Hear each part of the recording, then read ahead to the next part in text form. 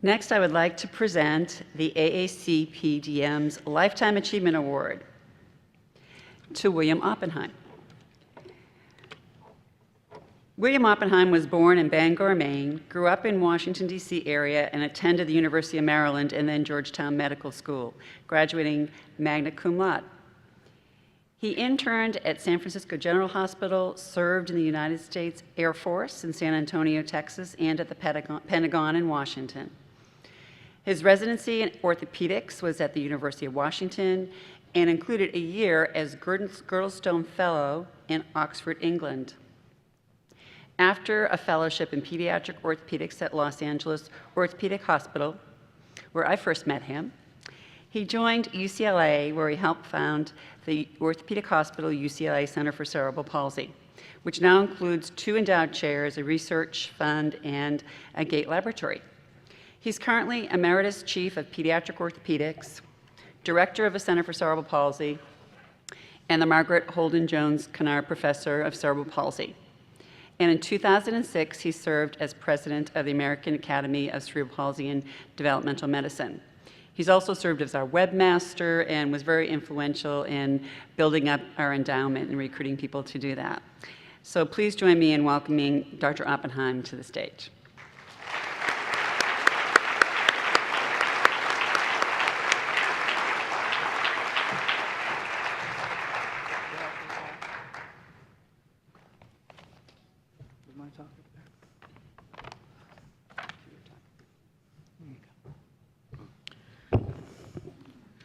Good morning.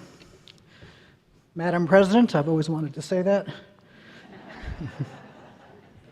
Members and guests, I stand before you today not simply as an individual humbled by such recognition, but truly as a product of the various influences and associations, both personal and professional, over the course of my life and career. When Eileen first mentioned this award to me, I immediately told her to consider someone else. There are numerous individuals in our organization more worthy, with larger CVs, more focused on truly significant research interests, and with greater name recognition. However, I've known Eileen over 35 years now, and I knew that once she's made a decision, further discussion in such matters is futile. As I will explain, my associations with strong women are a theme in my life. Experience has taught me when to hold them and when to fold them.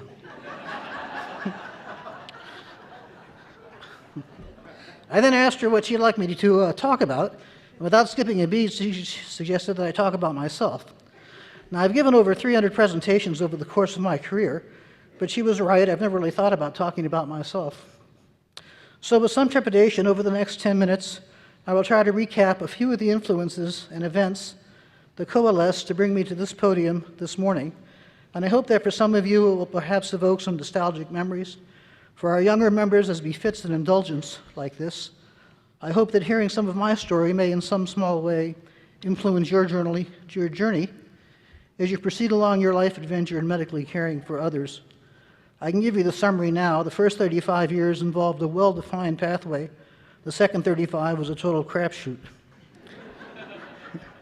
Hard work, both professional and non-professional associations, a supportive family, along with good fortune, and for that matter, misfortune, all have a role to play. I have no disclosures. However, I do have a few surgical cliches. A chance to cut is a chance to heal. Surgeons are not always right, but we're never in doubt. Good surgeons, like good generals, are the ones who make the fewest mistakes. And to that, I would add, in this day of hyper-regulation and in pursuit of advocacy for our patients, it's probably best to, in many cases, ask forgiveness rather than permission. I was born in January 1945. We were at war. It ended several months later. My father was overseas, and my mother and I were in a studio apartment in Arlington, Virginia, awaiting his return. The good news was that the post-war era was wide open for growth. There were no swept-wing commercial jets. That was my first plane ride in a converted war vehicle. There were not many cars, but I'll tell you, what cars we did get, we really got. nor were there many roads. I was a Beltway insider. The only problem was the Beltway had yet to be built. We had a few black and white televisions, and it's amazing in my travels around the world how many people have learned English watching old reruns of I Love Lucy. There were no personal computers, no cell phones. I remember our daughter Jennifer asking Patty, who's here today, what kind of computer she used when she was in high school. And then she said, when Patty replied, well, we didn't have computers, Jennifer asked, well, then how did you use the internet?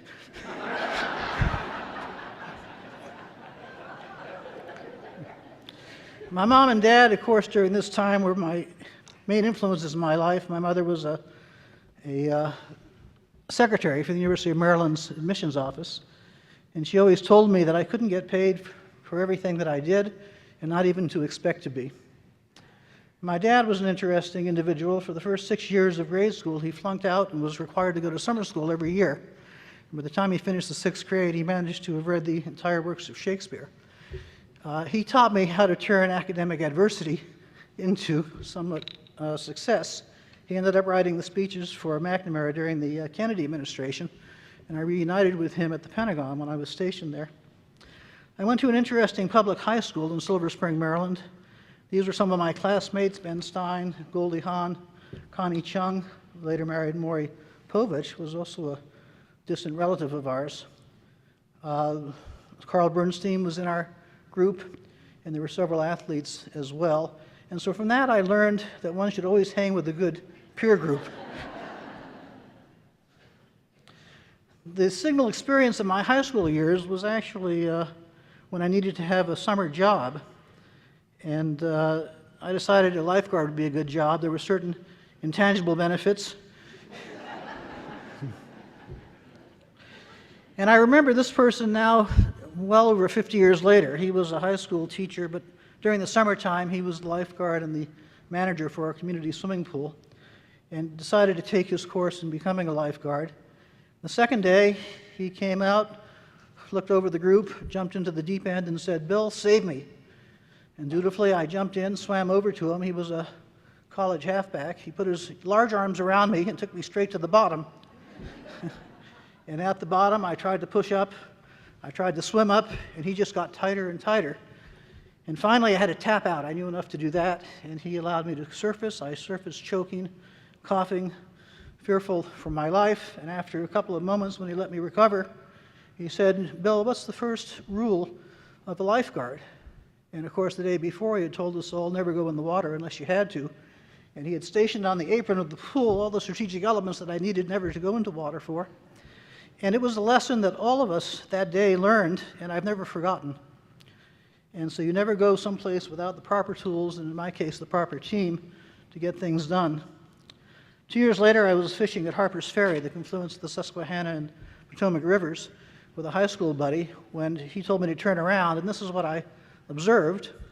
A fisherman who had gotten his line snagged actually got into deep water and was not a swimmer. And so I sat there thinking, gosh, what should I do?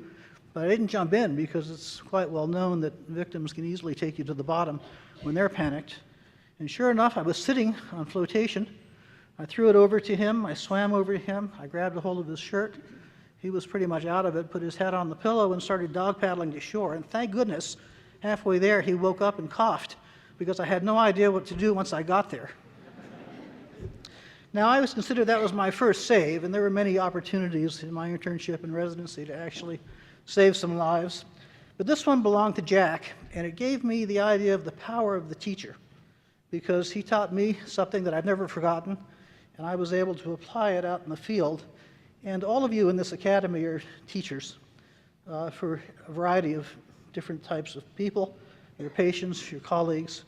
And I think it's always wise to remember these lessons, that your influence extends well beyond your immediate station. After high school, Eileen recounted my life, so I don't really have to. I will say that some of the experiences I had were amazing. I was one of the last people to be drafted into the military during the Vietnam era. I learned to fly in the military. I learned to triage in the military, all skills that I eventually put to use in Los Angeles. I did have a chance to go to England. The Girdlestone Scholarship was amazing. I could call any center in Europe as a member of the Oxford staff, and they would immediately invite me, put me up, keep me overnight, many times take me to lunch or dinner, and I took advantage of that in many cases and met a whole cadre of people that I wouldn't have met otherwise. When I announced to the people up in Seattle that I'd had this offer to go to England, they said, wait a second, who's going to take your place while you're gone? And it's a good example of asking for forgiveness rather than permission. So they did let me go, and it was truly amazing. When I came back and eventually took a job in Los Angeles after a fellowship at Orthopedic Hospital, I met this gentleman up in the upper right, Wood Lovell, because I was on an AOA traveling fellowship. He met me at the airport. That was the start of the fellowship, and I thought he was going to take me to a hotel, but he took me home to his home. He put me up overnight, and we talked to the wee hours of the morning. A very senior orthopedic surgeon and a very junior orthopedic surgeon. It was an amazing evening, which I've never forgotten. When I got to Los Angeles, I was sort of the junior person there, but eventually along came Colin, who was my senior, Hugh Watts, and his wife Sharon DeMuth, who interestingly was our first cerebral palsy fellow at our place and went on to an illustrious career at USC. Warwick Peacock was doing his rhizotomy operation with his research associate, Loretta Stout, who's here in our audience. And that was the start of our clinic. Recently, Orthopedic Hospital is affiliated, now is known as Orthopedic Institute for Children, and is actually one of our sponsors here at today's meeting. And these are my new partners, all 20 years younger than me, so I was truly the sandwich generation of this group. I had a solo practice for 35 years. I was a sole children's orthopedist for the entire UCLA medical enterprise. It kept me busy. We had a level 4 trauma center. We had transplants out the gazoo, and I eventually wrote some papers about renal transplants and other types of transplants. And then we had the cerebral palsy program, and also one of my charges. The one thing I learned from this is that there wasn't anybody else there, so I had to take care of everything. And of course, I wasn't trained in everything, but I figured out how to take care of it with the help of people that were within my purview to ask for help.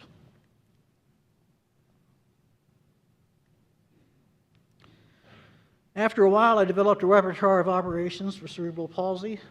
Most of what I learned, as I'll tell you, was learned right here. And I learned how to detect which hips needed surgeries, which one didn't. I could get a good technical result, but unfortunately for me, the science evolved, and about this time we began talking about ICF and the fact that good technical results were not good enough. We needed good participation results in the end, that people actually achieved more function in society. And then I was surprised to find that in addition to that little surprise, Iona published this article, the red light article, that showed that what I was doing, pediatric orthopedics, was just barely above the line of what was getting results. And just below that line were all of our complementary and alternative therapies. And so that was also a humbling experience. I met Patty in 1983. She likes to say to our friends that Bill woke up one morning and realized he forgot to get married.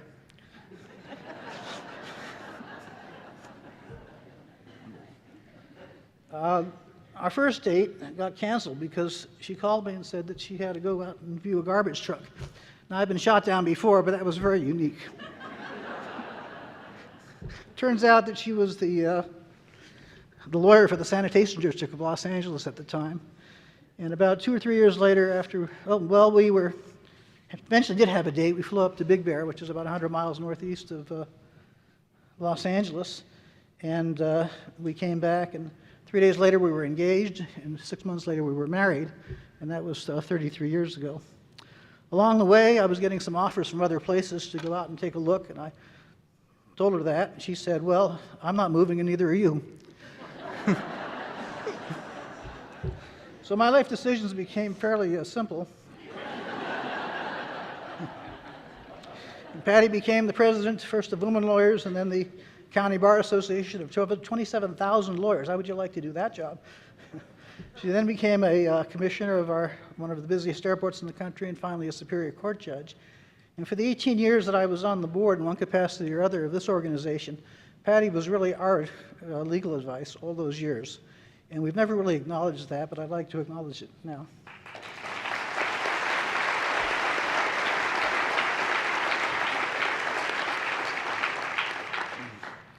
Along came Jennifer several years later, really our own pediatric project that brought a lot of joy to our lives. And we had a few hiccups during teenage times. But eventually she blossomed and recently graduated from college.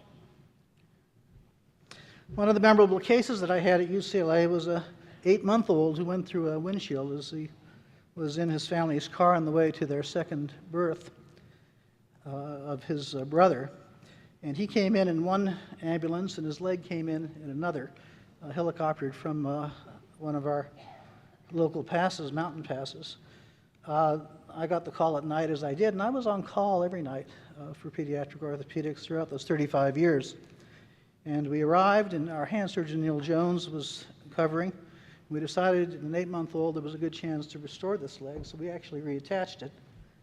And he eventually, after many interim operations, became an amateur boxer and was 15-0 and helped us raise money now for Orthopedic Institute for Children.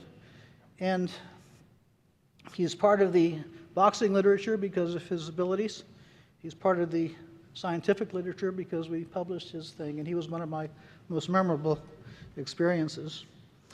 Our clinic for cerebral palsy started in the 1990s.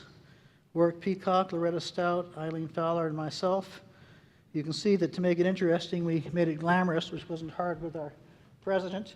We had some fundraisers in those days, and they evolved. Margaret Jones I met during that time. She was our 6th president here.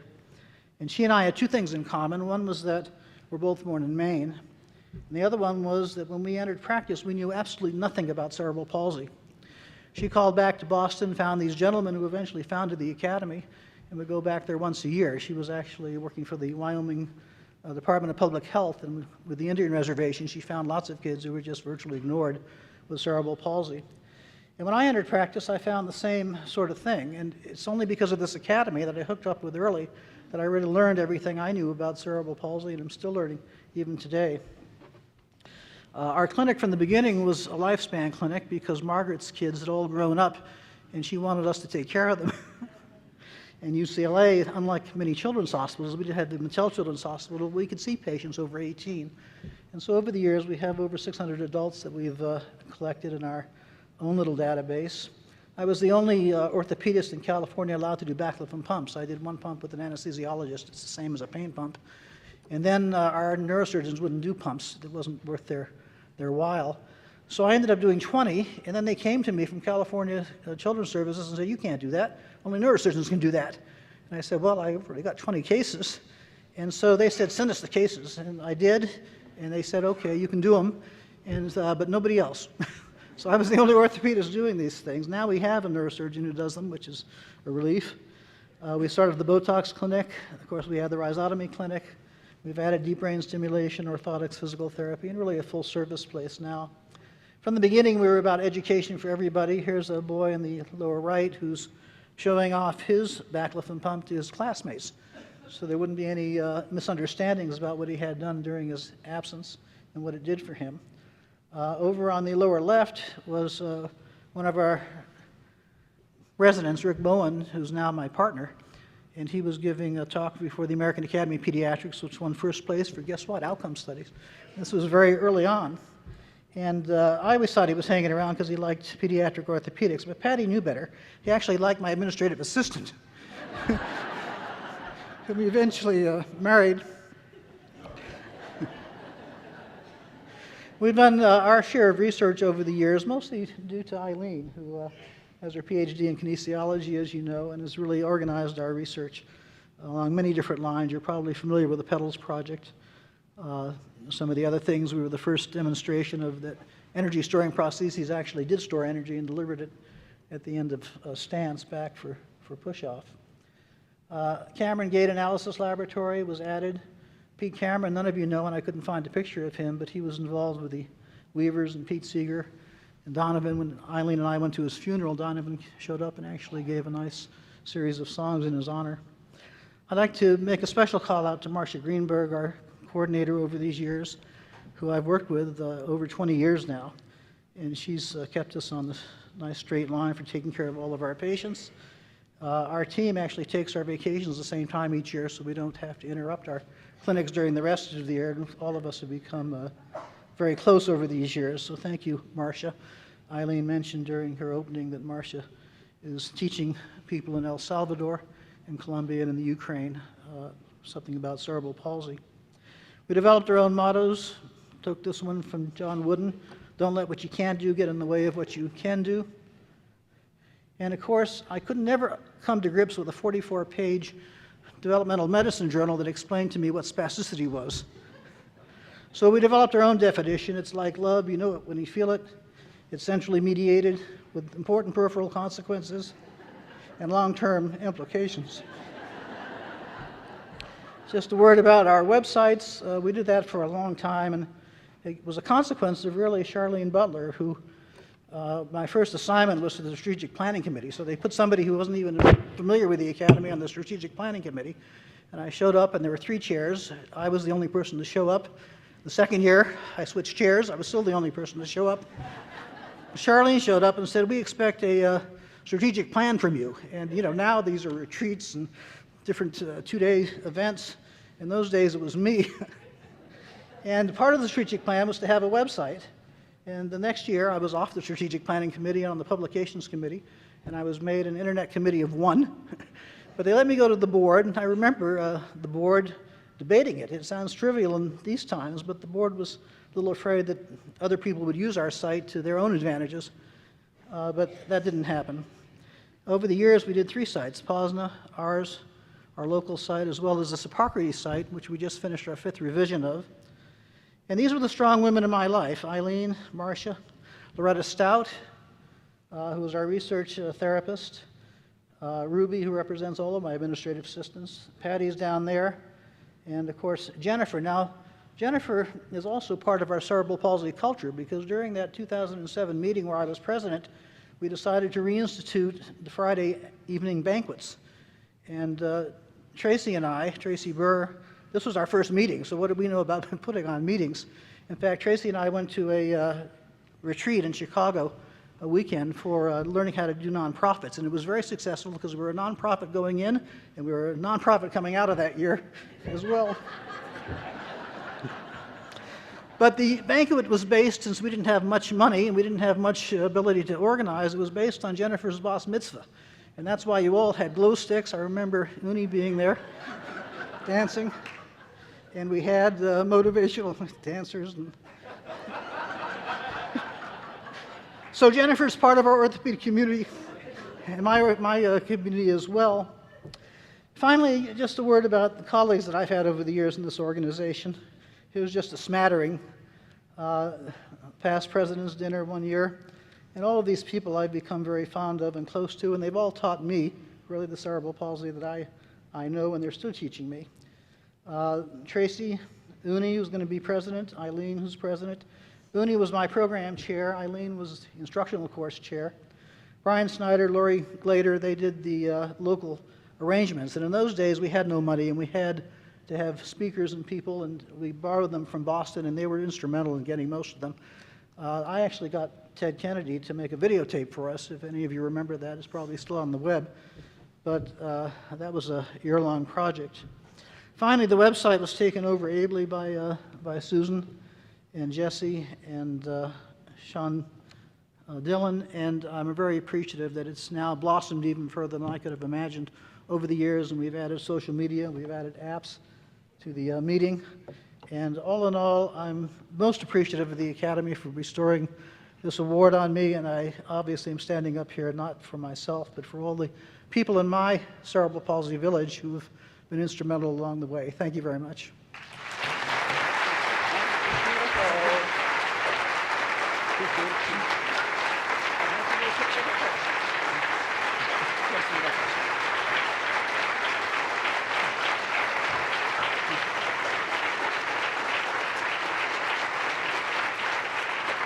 Thank you, Alvin.